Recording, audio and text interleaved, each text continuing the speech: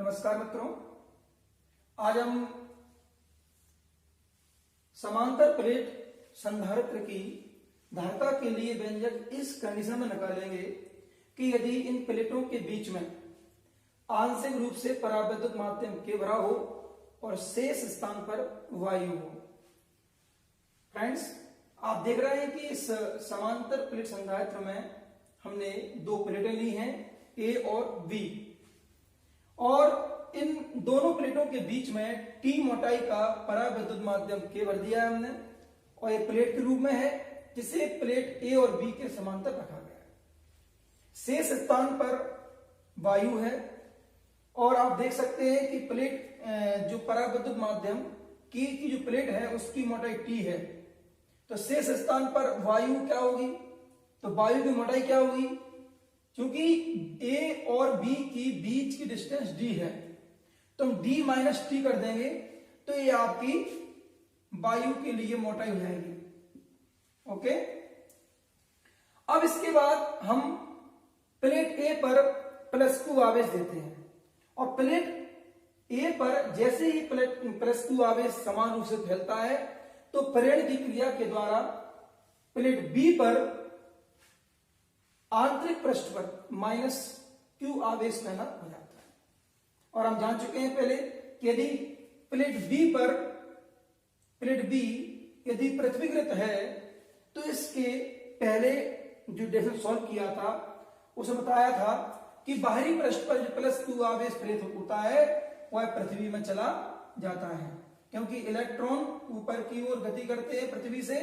और वो इस प्लेट पर प्रेरित होने वाले प्रेरण के द्वारा पैदा होने वाले प्लस Q आवेश को आकर्षित कर लेते हैं। इस तरह से यहां पर केवल और केवल माइनस Q आवेश शेष रह जाता है और इस तरह से हम कह सकते हैं कि प्लेट ए पर प्लस Q आवेश के कारण आवेश का पृष्ठ घनत्व सिग्मा बा प्लेट बी पर माइनस Q आवेश के कारण आवेश का पृष्ठ घनत्व माइनस सिग्मा होगा। और यहां पर फ्रेंड्स प्लेट ए पर अगर हम विभवांतर की बात करें तो VA होगा और प्लेट बी पर हम विभवांतर की बात करें तो VB होगा। अब इसके बाद यदि हम वायु में स्थित किसी बिंदु पर यदि हम विद्युत क्षेत्र की बात करते हैं तो E1 equal sigma upon epsilon not होगा, क्योंकि विद्युत क्षेत्र E इक्वल होता है आवेश का पृष्ठ घनत्व बटे एप्सिलॉन नॉट। तो इस तरह से E इक्वल हो जाता है सिग्मा अपॉन एप्सिलॉन नॉट। तो हमने वायु में स्थित किसी बिंदु पर विद्युत क्षेत्र E1 माना है, इसलिए E1 वेक्टर इक्वल हो जाएगा सिग्मा अपॉन एप्सिलॉन नॉट। एवं यदि हम परावैद्युत माध्यम की जो प्लेट टी मोटाई की हमने ली है, यदि इसमें हम किसी बिंदु पर विद्युत क्षेत्र की बात करें तो E2 वेक्टर इक्वल होगा सिग्मा अपॉन के एप्सिलॉन नॉट। तो फ्रेंड्स, हमारे पास E1 और E2 प्राप्त हो चुके हैं। अब हम इसके बाद इन दोनों प्लेटों के बीच विभवांतर की बात करते हैं। अगर विभवांतर की बात करेंगे तो आएगा VA minus VB equal E1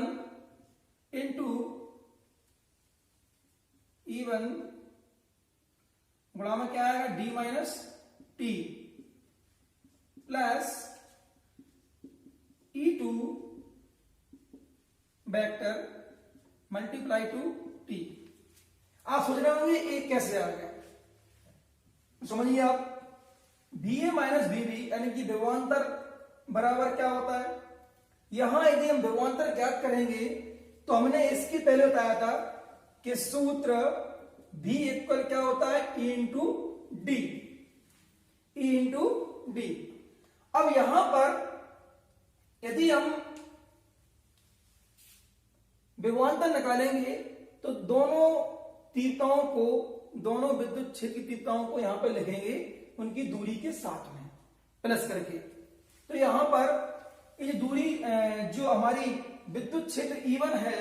वो E1 किसमें है, वो वायु के लिए है, तो दूरी क्या हो जाएगी वायु के लिए d माइनस टी, E की जगह E1 और D की जगह d माइनस टी प्लस तीसरा नंबर सेकंड क्या होगी E2 वेक्टर, और E2 वेक्टर में हम गुणा करें किसकी दूरी का, यानी कि E1 की जगह E की जगह पे E2 वेक्टर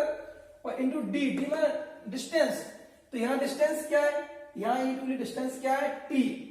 क्योंकि पहले बता चुके हम कि E1 वायु के लिए विद्युत क्षेत्र की तीव्रता है किसी बिंदु पर, और पराविद्युत माध्यम के में किसी बिंदु पर विद्युत क्षेत्र क्या है हमारा E2 vector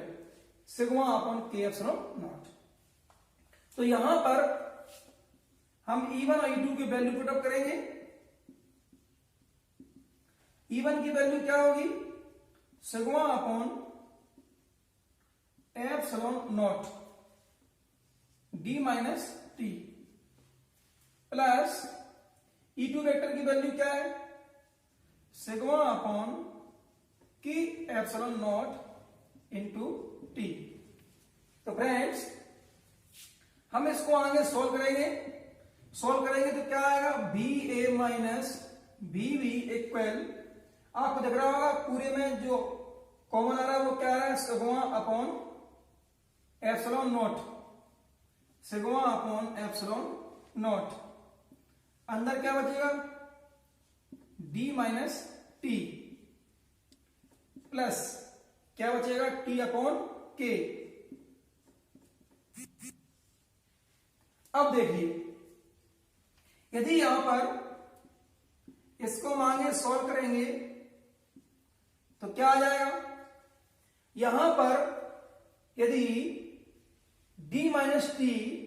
plus T upon के, यदि इसको हम खोलेंगे तो खोलने के बाद यहां पर क्या होगा sigma upon epsilon naught d minus T plus T upon के, इसको आगे और सोल्व करते हैं सिग्मा अपॉन एप्सिलॉन नॉट, यहां पर d देखिए आप d पूरे d जहां है वहां रहेगा, हम इतने में से माइनस टी कॉमन ले रहे हैं, अगर हम माइनस टी कॉमन ले लेंगे तो अंदर क्या बचेगा 1 माइनस, क्योंकि प्लस के साथ माइनस कॉमन ले रहे हैं तो माइनस आएगा 1 अपॉन के, ये आपका आ चुका है B A minus B B.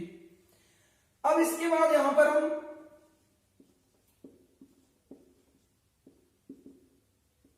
Sigma की वैल्यू रख देंगे। सिग्मा का मान क्या होता है, सिग्मा का मान होता है सिग्मा इक्वल क्यू अपॉन ए, पहले पढ़ चुके हम, तो यहां सिग्मा का वैल्यू रख देंगे क्यू अपॉन ए, यानी कि बटे में ए आएगा तो बड़ा हो जाएगा एप्सिलॉन से, एप्सिलॉन नॉट से ए एप्सिलॉन नॉट, और अंदर क्या बचेगा D minus T 1 minus 1 upon के। इस तरह से आप देख सकते हैं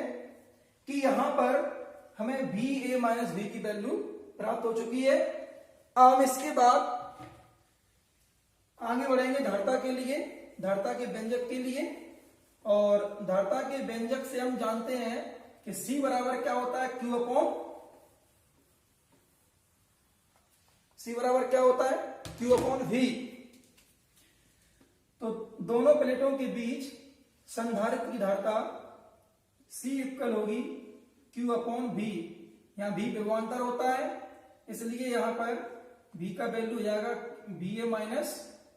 VB, और इस समीकरण को मान लो 1 मान लेते हैं, तो हम समीकरण 1 से यहां VA माइनस VB की वैल्यू पुट अप कर देंगे तो क्या आ जाएगा C इक्वल Q अपॉन क्या हो जाएगा Q बटे A एप्सिलॉन नॉट, इंटू में क्या आएगा D minus T into 1 minus 1 upon के। अगर हम इस को ऊपर ले जाते हैं तो ऊपर ले जाने पर क्या होगा C इक्वल जब ऊपर जाएगा तो उल्टा हो जाएगा, यानी Q upon 1, Q upon 1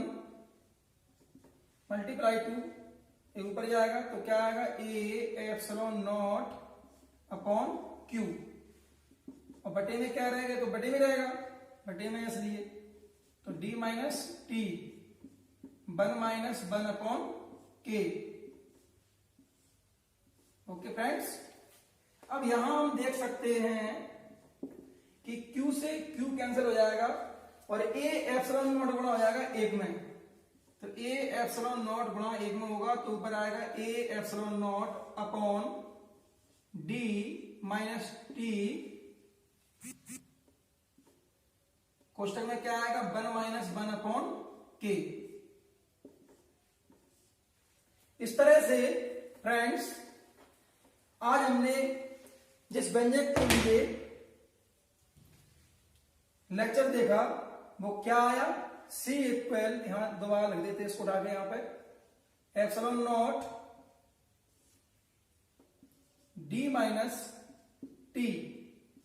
into 1 minus 1 upon K। ये हमने यहां से इसको यहां दोबारा लिखा है, इससे आप अच्छे से देख सकें इसे। और धारता क्या होती है इसकी, फेरेड। तो फ्रेंड्स एक क्वेश्चन लोग बहुत कठिन समझते हैं, जबकि आपने देखा कि कितनी आसानी से और कितने सिंपल टेक्निक से ये हमने आपके सामने निकाल दिया है। ये